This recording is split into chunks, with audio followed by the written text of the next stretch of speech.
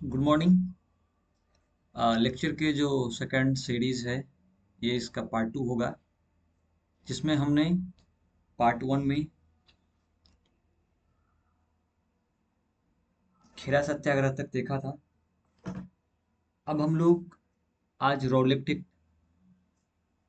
और खिलाफत और असहयोग, ये तीन क्रम है, लेकिन आज हम केवल और केवल रॉलेप्टिक देखेंगे और गांधी जी के कुछ दार्शनिक जो रूट्स है, कैसे कैसे गांधी जी ने कौन से दार्शनिक रूट अपनाए, वो देखेंगे। और गांधी जी उपवास भी किए थे, तो एक्स्ट्रा फैक्ट के रूप में हम गांधी जी का उपवास, कुछ समाचार पत्र और कुछ उपाधियां और कुछ कथन, ये आज इस वीडियो लेक्चर में करने का कोशिश करेंगे। आप लोग को केवल सुनना है और इस वीडियो को 2 बार देखना है।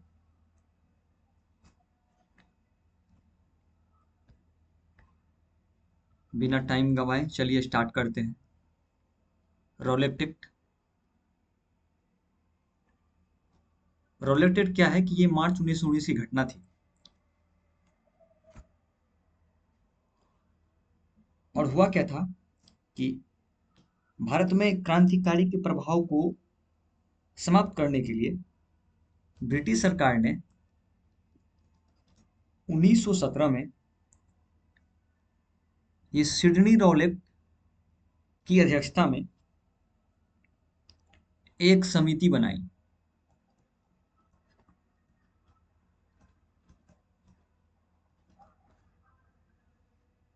और जो ये रॉलेट एक्ट थे, ये सिडनी कमेटी के सिफारिश पर ही आधारित थी।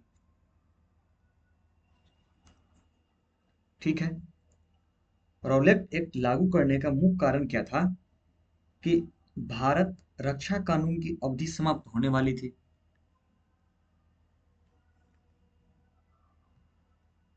इसका मुख्य कारण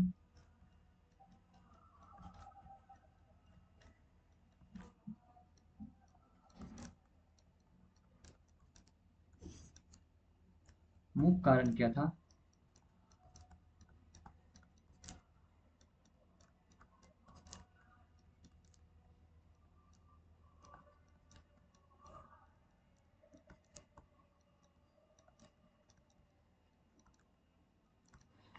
मुख्य कारण क्या थी कि भारत रक्षा कानून की अवधि समाप्त होने वाली थी।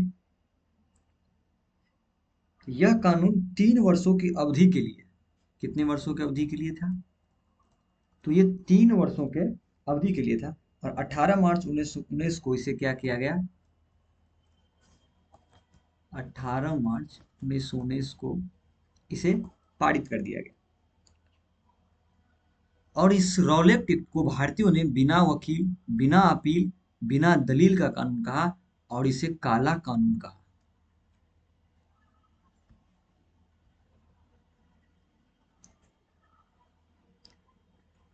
और इसे, ये बिना वकील, बिना दलील, और ये किसने कहा था? तो मोतीलाल नेहरू जी ने। गांधी जी ने इसके खिलाफ देशव्यापी आंदोलन किए। गांधी जी ने सत्याग्रह सभा स्थापित किया। गांधी जी जो सत्याग्रह सभा स्थापित किए, इसके इसमें शामिल कुछ व्यक्ति थे, जिसका नाम,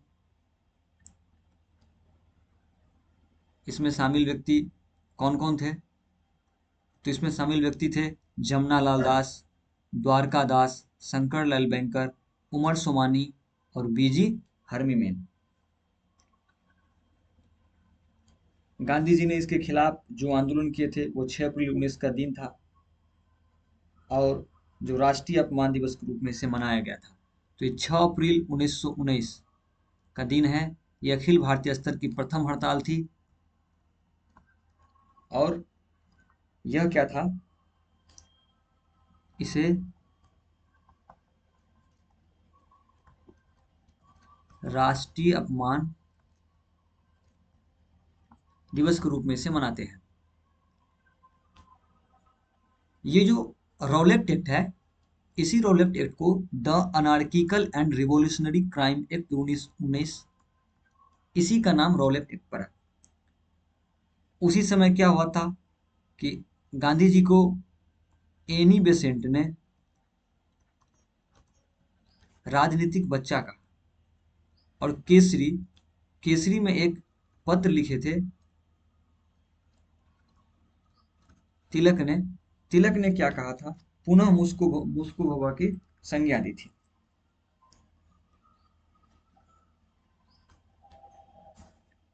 और इसमें एक्स्ट्रा फैक्ट के रूप में ये बात करें तो बिना कानून का कानून, बिना कानून का कानून, ये मोहम्मद अली जिन्ना ने कहा था इस कानून को। तो बिना वकील, बिना अपील और बिना दलील का कानून मोतीलाल नेहरू ने कहा था, जबकि बिना कानून का कानून की संज्ञा इस रॉलेट एक्ट को मोहम्मद अली जिन्ना ने दिया था।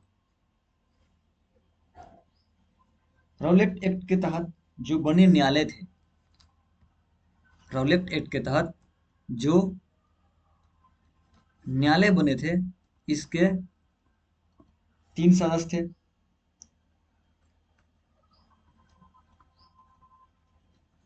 तीन वकील सदस्य उसमें रहते थे। गांधी जी ने रॉलेट एक्ट के विरुद्ध सत्याग्रह के लिए सबसे पहले फरवरी 1919 में, मैंने अभी देखा था, सबसे पहले उन्होंने क्या किया था कि फरवरी 1919 में ये जो सत्याग्रह सभा, तो ये सत्याग्रह सभा इसकी स्थापना फरवरी 1919 में की गई, जिसके हमने सदस्य देखे जमनालाल दास, शंकरलाल बैंकर, उमर सोमानी, बीजी हरमीमैन। रॉलेट एक्ट सत्याग्रह में गांधी ने होम रूल लीग का उपयोग करने का प्रयास किया था। आपको, हम लोगों को बहुत भली भांति ऐसे याद करना है कि इसी रॉलेट एक्ट में ही गांधी जी ने होम रूल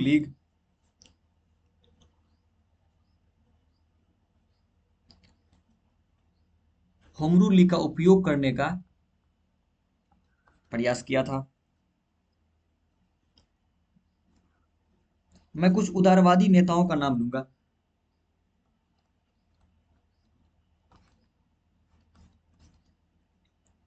जिसमें थे सुरेंद्र नाथ बनर्जी, तेज बहादुर सप्रू,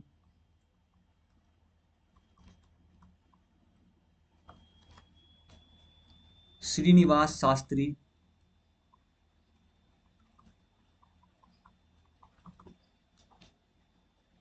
और एनी बेसेंट।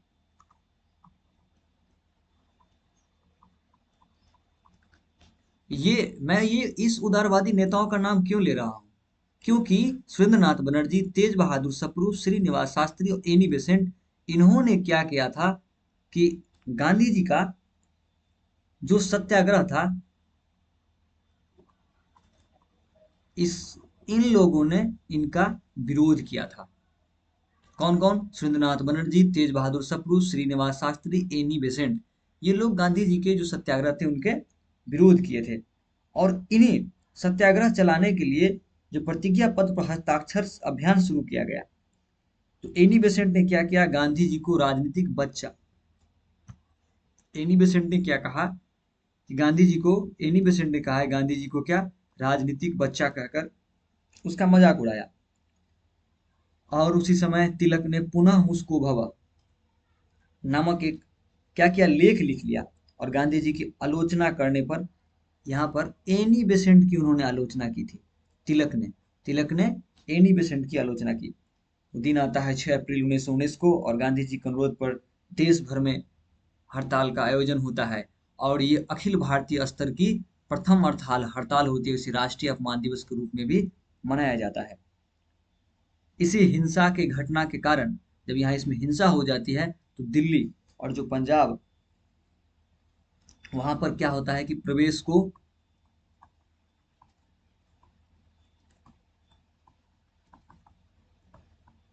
प्रतिबंधित कर दिया जाता है। और डेट आती है फिर 9 अप्रैल 1919 को, जिसमें गांधी जी की सेकंड गिरफ्तारी होती है,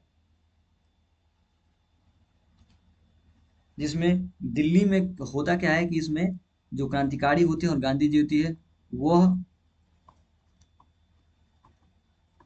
दिल्ली में क्या होता है कि प्रवेश करने का प्रयास करते हैं और उसमें उस समय वो गिरफ्तार हो जाते हैं। रॉलेट एक्ट में गांधी जी को, जब जब रॉलेट एक्ट में गांधी जी को गिरफ्तारी होती है, तो गांधी जी को बम्बई के जेल में भेज दिया जाता है। और रॉलेट एक्ट के विरोध में ही स्वामी श्रद्धानंद स्वामी जो श्रद्धानंद होते हैं, उन्होंने लगान न देने का आंदोलन चलाया था। हम लोगों को ये ध्यान रखना है रॉलेट एक्ट के बारे में, बस इतना ही और ज़्यादा कुछ नहीं। बस ये याद रखना था कि 6 अप्रैल 1919 को देशव्यापी हड़ताल का आह्वान किया गया, सत्याग्रह सभा की स्थापना हुई फरवरी में, और बिना वकील, बिना अपील, बिना दलील का इसे कानून करते। चलिए एक बार देख लेते हैं। अब हमने रॉलेट एक्ट के बारे में देख लिया। अब थोड़ी शॉर्ट में हम देखेंगे खिलाफत आंदोलन। तो तुर्की के खलीफा के पद को पुनर्स्थापित करने हेतु गांधी ने से हिंदू मुस्लिम एकता का 100 वर्षों में भी न मिलने वाला सुनहरा अवसर माना है, किसे, खिलाफत आंदोलन को। और यह 17 अक्टूबर 1919 को अखिल भारतीय स्तर पर खिलाफत दिवस मनाया गया। और 23 नवंबर 1919 को यह दिल्ली में आयोजित अखिल भारतीय कमेटी के अधिवेशन के अध्यक्ष गांधी चुने गए, जिसके प्रस्तावक फजलुल हक थे। जो खिलाफत कमेटी था, तो खिलाफत आंदोलन का विरोध दो व्यक्ति किए थे। खिलाफत जो आंदोलन थे,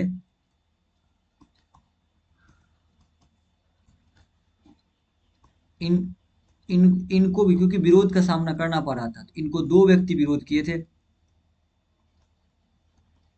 एक था जिन्ना और मदन मोहन मालवीय। ये जो असहयोग आंदोलन का प्रस्ताव, इसका विरोध CR दास किए थे। तो ये जो असहयोग आंदोलन था, तो मैं अब बात करूंगा कि इसके बारे में, असहयोग आंदोलन के बारे में। ये जो स्टार्ट हुई थी, ये खिलाफत आंदोलन के विरोध किसने, दो व्यक्ति किए थे, जिन्ना और मदन मोहन मालवीय। यह असहयोग आंदोलन 1 अगस्त 1920 को हुआ था, जिस दिन बाल गंगाधर तिलक की मृत्यु हुई। ये शॉर्ट है, मैं कुछ आगे चर्चा करूंगा, क्योंकि इसमें लिखा हुआ था इसलिए मैं बता दे रहा हूँ। आगे मैं खिलाफत आंदोलन और असहयोग आंदोलन की विस्तार से चर्चा करूंगा। इसके बिहार से में क्या भूमिका थी, मैं इसका भी विस्तार से चर्चा करूंगा। बिहार, मैं इस लेक्चर में मॉडर्न इंडिया केवल इंडिया स्तर पर नहीं, जो स्तर पर होती है, जो हिस्ट्री होता है उसका ही नहीं, मैं बिहार के कॉन्टेक्स्ट में भी बात करूंगा और वो पूरी डेप्थ के साथ बात की जाएगी। तब तक शॉर्ट में देख लेते हैं। गांधी जी ने कैसर हिंद की उपाधि लौटा दी थी। जमनालाल बजाज ने राय बहादुर की उपाधि त्याग दी थी। चौरा चौरी कांड हुई थी 5 फरवरी 1922 को। मैं इसके बारे में विशेष चर्चा करूंगा कि रोशन लाल, राजेंद्र लहरी, जो काकोड़ी षड्यंत्र हुए थे उसमें कैसे उन लोगों ने कैसे योजना बनाई, कौन योजना बनाए, कौन जेल में गए, कौन किस जेल में गए, कौन कितने दिन जेल में रहे, मैं सारे सारे टॉपिक पर चर्चा करूंगा। तो चलिए अब नेक्स्ट पैरा में देख लेते हैं गांधी जी के जो वैचारिक और दो दार्शनिक स्रोत क्या क्या रहे हैं।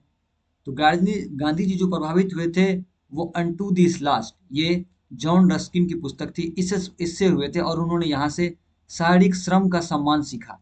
गांधी जी ने अनटू द लास्ट से शारीरिक श्रम का सम्मान सीखा, जो जॉन रस्किन की बुक है। सविनय अवज्ञा और करबंदी, ये Gandhi ji Henry David Thoreau, ये थोरो से सीखे हैं। तो civil civil disobedience Gandhi ji ने थोरो से प्रभावित हुए थे। और अनटू दिस लास्ट जो जॉन रस्किन की बुक थी, वहां से शारीरिक श्रम का सम्मान किससे सीखा है, तो जॉन रस्किन से। अहिंसक प्रतिरोध और ईश्वर का राज, जो kingdom of God is with you, ये टॉल्स्टाई से प्रभावित थे। ये ये कहाँ से प्रभावित हुए गांधी जी, टॉल्स्टाई से। उसके आध्यात्मिक गुरु, गुजरात के जैन आध्यात्मिक गुरु श्री राजचंद्र, कौन थे, श्री राजचंद्र, गांधी जी यहाँ से थे। गांधी जी को एक अराजकतावादी, खुद को गांधी जी स्वयं को अराजकतावादी कहते थे, दार्शनिक अराजकतावादी, क्योंकि वे राज की शक्ति का विरोध करते थे। उनका मानना था कि राज संगठित हिंसा का प्रतीक है। मार्क्सवाद और गांधीवाद में कुछ समानता और कुछ अंतर भी है।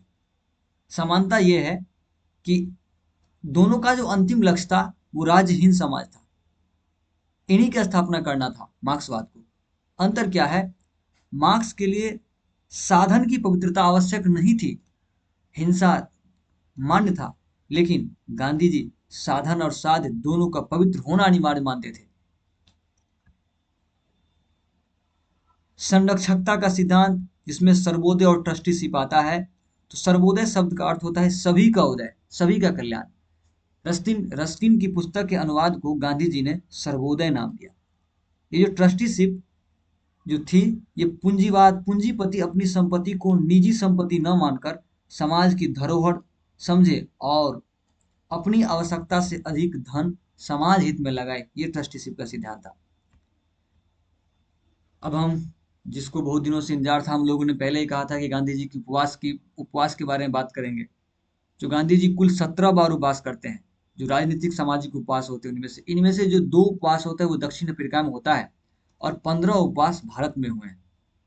जिसमें से भारत में जो उसकी प्रथम उपवास हुए हैं वो अहमदाबाद में, कब, तो 3 दिन के लिए हुआ है। जो अहमदाबाद मिल मजदूर का जो आंदोलन था, जिसमें 35% बोनस की मांग की गई थी।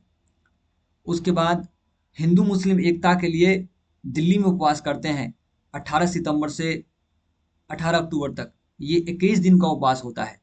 21 दिन का 3 उपवास होता है, जो एक दिल्ली में होते हैं और 2 पूना में होते हैं। जो 21 दिन का 3 उपवास होते हैं, एक दिल्ली में और 2 पूना में, लेकिन दोनों का उद्देश्य और कारण अलग होता है। ये जो दिल्ली में होते हैं, ये सांप्रदायिक दंगों के खिलाफ होते हैं, यानी हिंदू और मुस्लिम की एकता के लिए होते हैं। लेकिन जो पूना में होता है, ये 1933 ईस्वी में होता है। ये पूना में जो 2 होते हैं वो 1933 में, वो छुआछूत विरोध के लिए होते हैं, यानी इसमें हरिजन की स्थिति में सुधार और आत्मशुद्धि के लिए किया जाता है। पूना में ही 16 अगस्त को 1933 को ही होता है, जिसमें ब्रिटिश सरकार क्या करते हैं कि जेल में हरिजन कल्याण कार्य करने की सुविधा न देने के विरोध में, जो इसके लिए ये आंदोलन करते हैं। यानी ब्रिटिश सरकार द्वारा बिना कारण हिरासत में रखने के लिए,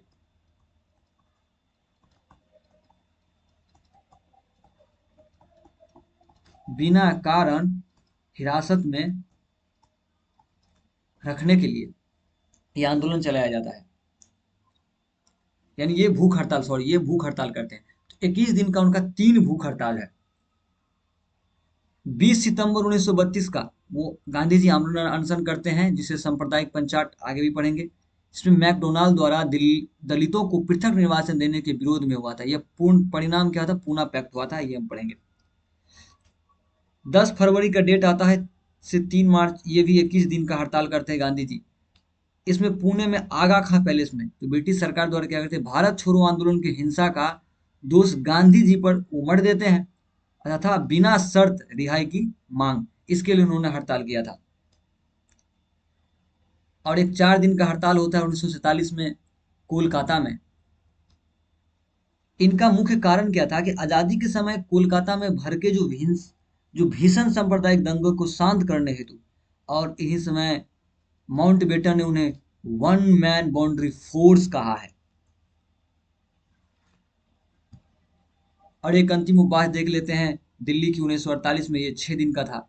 इसमें हिंदू मुस्लिम एकता और पाकिस्तान को उसके हिस्से के 55 करोड़ रुपया देने के लिए भारत सरकार पर दबाव बनाने हेतु ये उपवास की। तो हम लोगों ने गांधी जी कुल 17 उपवास देखे, जिनमें से 21 दिन के 3 उपवास हम लोगों ने देखे। ये बहुत इंपॉर्टेंट है, आपको आपको ध्यान रखना है। और ये 6 दिन का उपवास और ये 4 दिन का उपवास, ये भी बहुत इंपॉर्टेंट है। अभी हमने गांधी जी के बारे में कुछ फैक्ट जान रहे थे, जिसमें से हमने ये भी कहा, हमने एक गांधी जी को एक प्रोफेशनल लीडर की संज्ञा किसने, तो रोमा रोला, ये उन्होंने दिया दिया था। जो रेवरेंड चार्ल्स फ्रीड एंड्रयूज, जिसे हम CF एंड्रयूज कहते हैं, गांधी जी ने इसे दीन बंधु की उपाधि दी थी। मगन लाल गांधी गांधी जी के बहुत करीबी थे, क्योंकि उसके मृत्यु जब हुए तो गांधी जी ने कहा कि हमें विधुर बना दिया, क्योंकि गांधी जी इस मगन लाल गांधी को साबरमती आश्रम का हृदय एवं आत्मा मानते थे, हृदय और आत्मा मानते थे।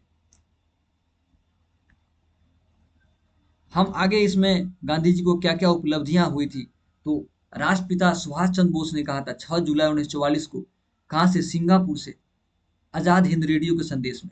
महात्मा की उपाधि रविन्द्रनाथ टैगोर ने उन्हें दिया था 1917 में, चंपारण सत्याग्रह जब सफलता हुई थी उस पर। वन मैन बाउंड्री फोर्स उन्हें लॉर्ड माउंटबेटन ने कहा है 1947 में, बंगाल के दंगों को अकेले शांत कराने पर। और एक बहुत चर्चिल आते हैं, विंस्टन चर्चिल। उन्हें द्वितीय गोलमेज सम्मेलन 1931 के दौरान गांधी जी को अर्ध नग्न फकीर कहते हैं। और गांधी जी ने सीएफ एंड्रयूज को दीन बंधु की उपाधि दी है। और इन्हें बापू, गांधी जी को बापू, ये नेहरू और चंपारण के किसान द्वारा प्यार से संबोधित किया गया था। हम लोगों ने पिछले लेक्चर में पढ़ा है कि राजकुमार शुक्ल जो ये उसे बुलाने के लिए जो पत्र भेजते हैं, उसमें गांधी जी को बापू कहकर संबोधित करते हैं। और गांधी जी को भर्ती करने वाला सार्जेंट के रूप में भी इसकी उपाधि दी गई है। जो कब, तो प्रथम विश्व युद्ध के दौरान गांधी जी ने ब्रिटिश सेना को में शामिल होने के लिए भारतीयों को प्रोत्साहित किया था, इसीलिए इसके इस पर आलोचना आलोचना द्वारा उसे भर्ती करने वाला सार्जेंट कहा जाता है। अब गांधी जी के कुछ संगठन और कुछ समाचार पत्र देंगे। ये आप इसे अंतिम न माने, ये लेक्चर अंतिम नहीं है, ये सीरीज है और चल रही है। और गांधी जी और राष्ट्रीय आंदोलन, उसकी भूमिका से जो भी प्रश्न बन सकते हैं, जितना संभावित प्रश्न हो सकता है, जो बने हैं, जो बन चुके हैं और जो बनने वाले हैं, इन सभी पर आप लोग देखिएगा कि मैं इस पर पीवाईक्यू भी कराऊंगा आगे के लेक्चर में। आपको केवल और केवल करना है कि इसे 2 बार सुनना है, इस लेक्चर को आपको बखूबी याद हो जाएंगे। चलिए, तो अखिल भारतीय खादी बोर्ड 1923 में स्थापित होती है गांधी जी द्वारा। अखिल भारतीय चरखा संघ की स्थापना 23 सितंबर 1925 में करते हैं। और अखिल भारतीय अस्पृश्यता निवारण संघ, हरिजन सेवक संघ 1932 में करते हैं, जिसके प्रथम अध्यक्ष घनश्याम दास बिरला और सचिव अमृतलाल ठक्कर, जिसे बापा कहते हैं, वो बनते हैं। All India all village industries association, ये 1934 में स्थापित होता है गांधी जी द्वारा। मैं समाचार पत्र पत्रिका अलग से देखूंगा, लेकिन अब यहाँ है तो मैं कुछ देख लेता हूँ, थोड़ी रिव्यू हो जाएगी। इंडियन ओपिनियन 1904 में गांधी जी द्वारा कहाँ पे, दक्षिण अफ्रीका में वो लिखे जाते हैं, किसमें, तो ये गुजराती, हिंदी, तमिल और अंग्रेजी में प्रकाशित होते हैं। नवजीवन जो 1919 में, ये गुजराती और हिंदी दोनों में। यंग इंडिया 1919 में, ये अंग्रेजी में। और हरिजन 1933 में, ये उसके वर्ष था 1933 का, जो अंग्रेजी। और हरिजन बंधु गुजराती गुजराती में आते हैं, जबकि हरिजन सेवक हिंदी में आते हैं। गांधी जी क्या करते हैं, 1934 ईस्वी में कांग्रेस की जो औपचारिक सदस्यता से त्याग पत्र दे देते हैं, ताकि वो हरिजन सेवा में पूर्णतः समर्पित हो सके। जबकि कांग्रेस के सर्वमान्य मार्गदर्शक बने रहे गांधी जी। गांधी जी और जो अन्य नेताओं के कुछ ऐतिहासिक कथन को देखते हैं। क्रिप्स मिशन 1942 पर गांधी जी ने क्या कहा था कि यह एक आगे की तारीख का चेक है, इसे बैंक नष्ट होने वाले, यानी इसे पोस्ट डेटेड चेक कहे थे गांधी जी। किसको, क्रिप्स मिशन के बारे में। गांधी जी का निजी विश्वास क्या था कि ईश्वर ही सत्य है, के स्थान पर उन्होंने 1929 के बाद यह कहना शुरू कर दिया कि सत्य ही ईश्वर है। वो ये ध्यान रखना है, ईश्वर ही सत्य है के स्थान पर 1929 में, कब, गांधी जी ने 1929 में यह कहना शुरू किए कि सत्य ही ईश्वर है, truth is the God. Gandhi ji की मृत्यु पर जवाहरलाल नेहरू का कथन था, 30 जनवरी 1948 को गांधी जी की मृत्यु हुई थी। उन्होंने कहे, जवाहरलाल नेहरू ने कहा था कि हमारे जीवन से रोशनी चली गई, हर तरफ अंधेरा छा गया। आपको ये ध्यान रखना है कि ये कथन किसने कहा था, हमारे जीवन से रोशनी चली गई और हर तरफ अंधेरा छा गया, ये पंडित जवाहरलाल नेहरू। हमारे प्यारे नेता जिन्हें हम बापू कहते थे, अब नहीं रहे, उनकी मृत्यु पर यह लाश था। अल्बर्ट आइंस्टीन का भी कथन था कि आने वाली पीढ़ियां शायद ही विश्वास करेंगे कि ऐसा हार मांस का पुतला कभी धरती पर चला था। अब समरी के रूप में देखते हैं 1901 पिछले पिछले लेक्चर के समरी कुछ है। 1901 में जो कलकत्ता का प्रथम अधिवेशन हुआ था, जो गांधी जी उसमें भाग लिए थे, जिसके अध्यक्ष जिनसा वाचा थे। 1904 में फिनिक्स आश्रम की स्थापना होती है। 1910 में टॉल्स्टाय आश्रम की स्थापना होती है। 1915 में कुचरवा आश्रम की स्थापना होता है। 1917 में साबरमती। 1936 में सेवाग्राम। चंपारण, जिसके विरोध किए थे इस आंदोलन के गांधी जी को, एनजी रंगा। अहमदाबाद मिल मजदूर, जिसमें अनसुईया बहन सहयोग की थी। खेड़ा, जिसे हार्डी मैन ने वास्तविक किसान सत्याग्रह कहा था। 1923 में खादी बोर्ड की स्थापना हुई और 1925 में चरखा संघ की स्थापना हुई और 1932 में हरिजन सेवक संघ की स्थापना हुई। इसके अध्यक्ष जी.डी. बिरला हुए। 1934 में कांग्रेस से गांधी जी प्राथमिक सदस्य के रूप में त्याग पत्र दे दिए। हम आगे के लेक्चर में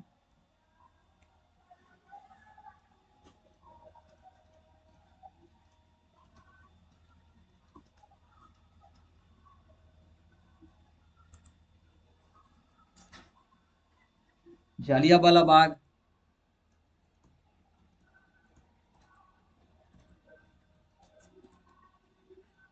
खिलाफत आंदोलन,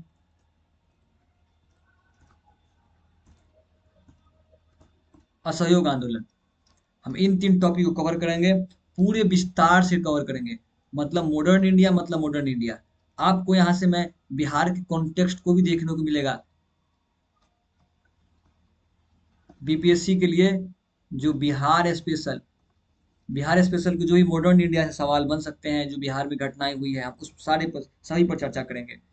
तो आगे का आप लोग राय बताइए, क्या गलत है, क्या सही है, क्या और करना चाहिए। मैं आप सभी के कमेंट का इंतजार करूंगा। धन्यवाद। आगे किस लेक्चर के सीरीज को कंटिन्यू करेंगे नेक्स्ट लेक्चर में। तब तक के लिए विदा दीजिए। धन्यवाद।